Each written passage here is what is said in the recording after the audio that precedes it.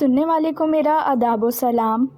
ماں کے کمرے سے جاتے ہی خاموشی چھا گئی۔ وہ دروازے کے پاس کھڑا رہا، پھر آہستہ آہستہ اس کی طرف آیا۔ اس بار قدموں میں جھجک نہیں تھی، صرف محبت تھی۔ وہ اس کے قریب بیٹھا، اتنا قریب کہ دل کی دھڑکنیں صاف سنائی دینے لگیں۔ اس نے نرمی سے اس کا ہاتھ تھاما، ایسا لمس جس میں جلدی نہیں تھی، صرف یقین تھا۔ تم جانتی ہو، اس نے دھیرے سے کہا، تمہارے پاس آ کر مجھے سکون ملتا ہے۔ وہ نظریں جھکا گئی مگر ہاتھ نہیں چھوڑا۔ اس نے آہستہ سے اس کے بال پیچھے کیے، وہ لمحہ جیسے رک گیا ہو۔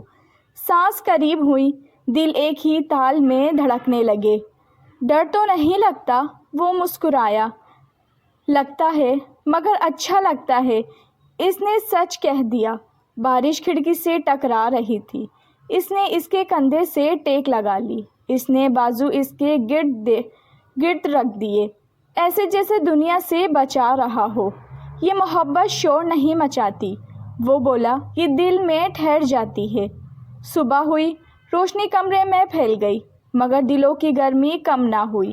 وہ کھڑکی کے پاس کھڑی تھی، وہ پیچھے سے آیا۔ اس بار چونکی نہیں۔ اگر میں تمہارا ہاتھ پکڑ لوں؟ اس نے پوچھا۔ وہ مسکرائی۔ تو چھوڑنا مت۔ انگلیاں آپس میں جڑ گئیں۔ یہ وعدہ تھا، خاموش مگر پکا۔ شام کو چھت پر کھڑے ہوا اور اس کے بال لہرا رہے تھے۔ وہ پیچھے سے آیا اور اس لمحے اسے احساس ہوا کہ اب اور پیچھے نہیں ہٹنا۔ نیچے سے آواز آئی، اوپر کون ہے؟ وہ مسکرایا، ہم ہیں۔ یہ ہم اس کے دل میں اتر گیا۔ رات کو جاتے وقت اس نے پوچھا، کل آؤ گے؟ وہ بولا، روز، اگر تم چاہو۔ وہ کچھ نہ بولی، بس اس کا ہاتھ دبا دیا۔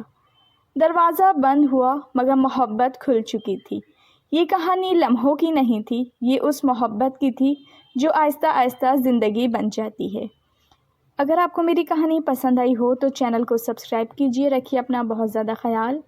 کل ملوں گی آپ کے ساتھ نئی کہانی کے ساتھ۔ اجازت دیجیے، اللہ حافظ۔